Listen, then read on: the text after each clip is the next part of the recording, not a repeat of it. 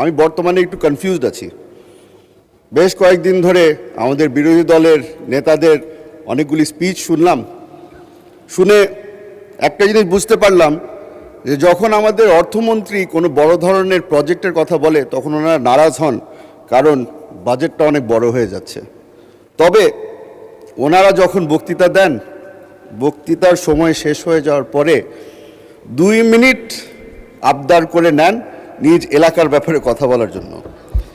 নিজ এলাকার ব্যাপারে কথা বলতে গিয়ে তারা বলেন, বেশিরভাগই বলেছে 4 লেনের রাস্তা লাগবে, 20টা ব্রিজ লাগবে, কিছু কাঁচা রাস্তা পাকা করতে হবে, সব কিছুই বলল।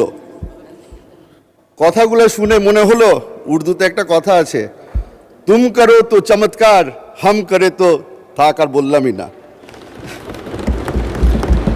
স্পিচে চলে যায় মাননীয় স্পিকার। আমার বাবা বলেছিল, a budget is a moral document, for it reveals not only what a government can afford, but it also chooses to value. আপনাকে আজকে বলে দিতে চাই, মাননীয় প্রধানমন্ত্রী তারেক রহমান সাহেবের সরকার আমাদের হিউম্যান রিসোর্সেস ডেভেলপমেন্টকে সবচেয়ে বেশি প্রাধান্য দিচ্ছে। সবাই ছোট ছোট করে বলে, একজনে বলে এডুকেশন, একজনে বলে হেলথ কেয়ার, সব কিছু যদি আপনি এক জায়গায় মিলিয়ে নেন তাহলে ওটাকে হিউম্যান রিসোর্সেস ডেভেলপমেন্টই বলা হয়। এখন এই জায়গাটায় যখন আমি আসি, আমাদের টেকনিক্যাল এডুকেশনের ব্যাপারে প্রথমবারের মতো আমি শুনতে পেরেছি যে বাংলাদেশ জাতীয়তাবাদী দলের সরকার একটি বড় অঙ্কের বাজেট আমরা তৈরি করেছি এই সেক্টরের জন্য। আমি তার কারণে ধন্যবাদ জানাই মাননীয় অর্থমন্ত্রীকে।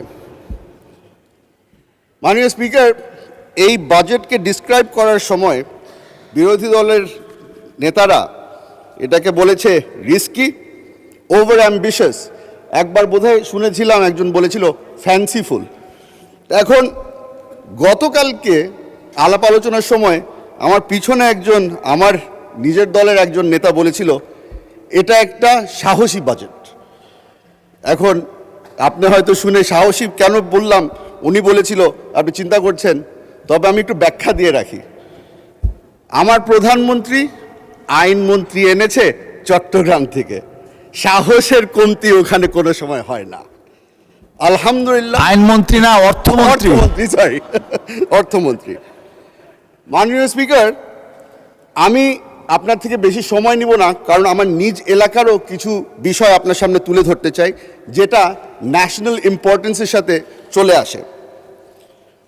আমাদের বিরোধী দলের অনেকেই বলেছে যে আমাদের ট্যাক্স কালেকশন নিয়ে অনেক জায়গায় আমাদের ঘাটতি আছে।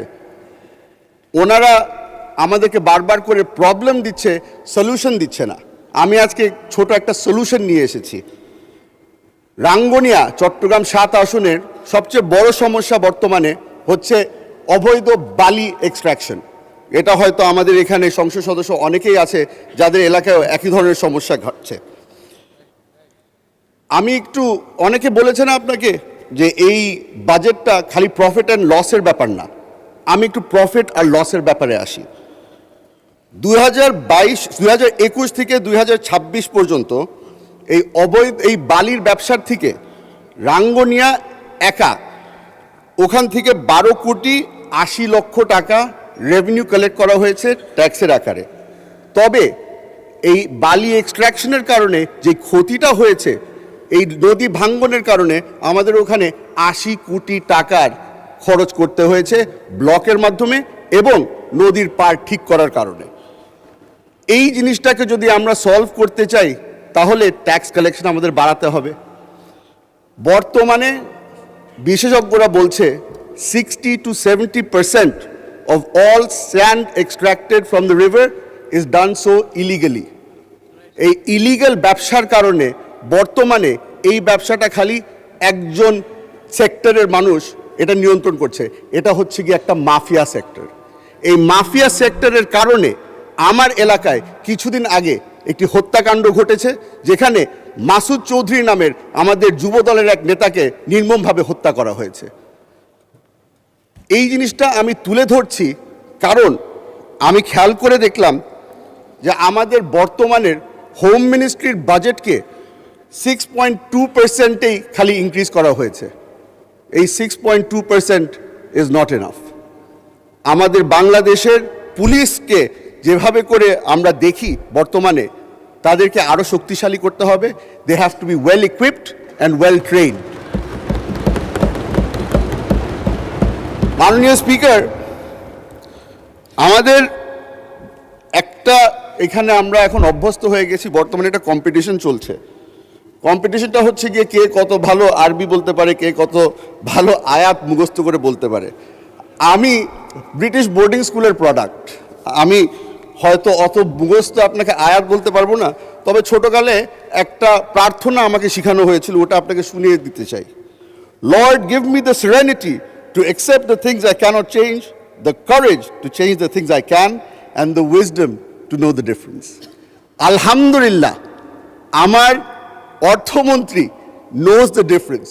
He knows what changes need to be made and he knows what he cannot. The things that have been changed, আমি ওটা একটু বলে দিই।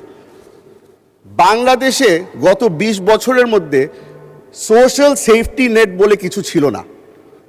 মাননীয় প্রধানমন্ত্রী এই সোশ্যাল সেফটি নেট ক্রিয়েট করার জন্যই ফ্যামিলি কার্ড নিয়ে এসেছে।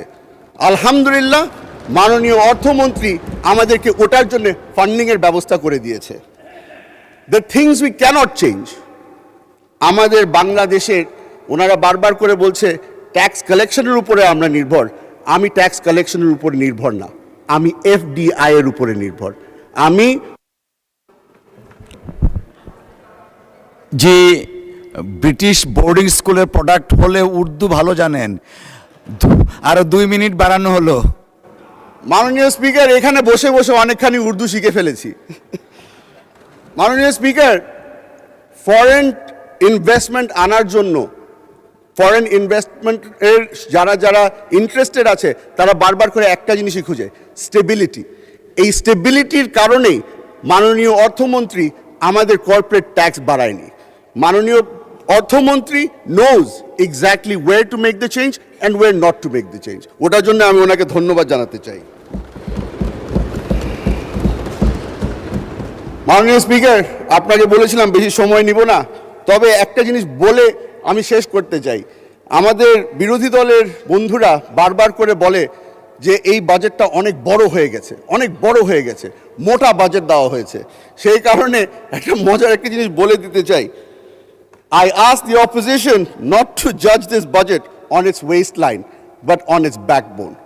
আমাদের অর্থমন্ত্রী এমন একটা ব্যাকবোন বানাতে চেষ্টা করছে যেটার উপরে আমরা নেক্সট 5 বছরের ডেভেলপমেন্ট আমরা দাঁড়া করাতে পারি।